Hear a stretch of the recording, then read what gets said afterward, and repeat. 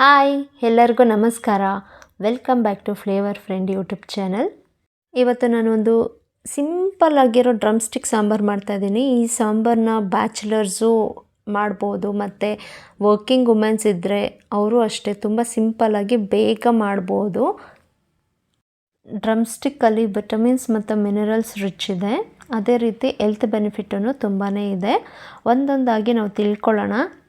Drum ಸ್ಟಿಕ್ಕಲ್ಲಿ vitamins like A, B, C ಮತ್ತು K ಇದೆ. ಇದರಿಂದ ಗುಡ್ ವಿಷನ್ ಮತ್ತು ಇಮ್ಯೂನ್ ಸಿಸ್ಟಮ್ಮು ಜಾಸ್ತಿ ಆಗುತ್ತೆ. ಮತ್ತು ಇದರಲ್ಲಿ ಮಿನರಲ್ಸ್ ಲೈಕ್ ಕ್ಯಾಲ್ಶಿಯಮ್, ಮೆಗ್ನೀಷಿಯಮ್ ಮತ್ತು ಐರನ್ ಇದೆ. ಇದು ಡ್ರಮ್ ಸ್ಟಿಕ್ಕಲ್ಲಿ ಗ್ರೇಟ್ ಸೋರ್ಸ್ ಏನಪ್ಪ ಅಂದರೆ ಡೈಟರಿ ಫೈಬರ್ ಮತ್ತು ಪ್ರೋಟೀನ್.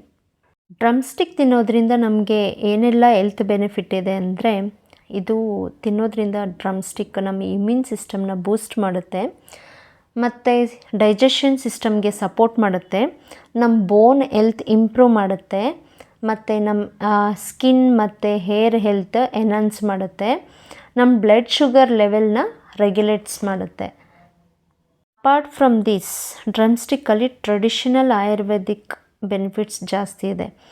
ಏನಂದರೆ ಇದು ಇನ್ಫ್ಲಮೇಷನ್ ಮತ್ತು ಪೇಯ್ನ್ಸ್, ಜಾಯಿಂಟ್ ಪೇಯ್ನ್ಸ್, ಮಸಲ್ ಪೇಯ್ನ್ಸ್ನ ಕಮ್ಮಿ ಮಾಡುತ್ತೆ, ವೂಂಡ್ ಹೀಲಿಂಗು ಮತ್ತು ಇನ್ಫೆಕ್ಷನನ್ನು ಪ್ರಿವೆಂಟ್ ಮಾಡುತ್ತೆ, ಮತ್ತು ಡೈಜೆಷನನ್ನು ಇಂಪ್ರೂವ್ ಮಾಡುತ್ತೆ, ನಮ್ಮ ಬಾಡಿಯಲ್ಲಿ ಏನೇ ಒಂದು ಟಾಕ್ಸಿನ್ಸ್ ಇದ್ದರೆ ಅದನ್ನು ಎಲಿಮಿನೇಟ್ ಮಾಡುತ್ತೆ, ಮತ್ತು ಈ ಡ್ರಮ್ ಸ್ಟಿಕ್ ತಿನ್ನೋದ್ರಿಂದ ಎನ್ಹಾನ್ಸಿಂಗ್ ಫರ್ಟಿಲಿಟಿ ಮತ್ತು ಸೆಕ್ಷುವಲ್ ಫಂಕ್ಷನ್ ಜಾಸ್ತಿ ಆಗುತ್ತೆ.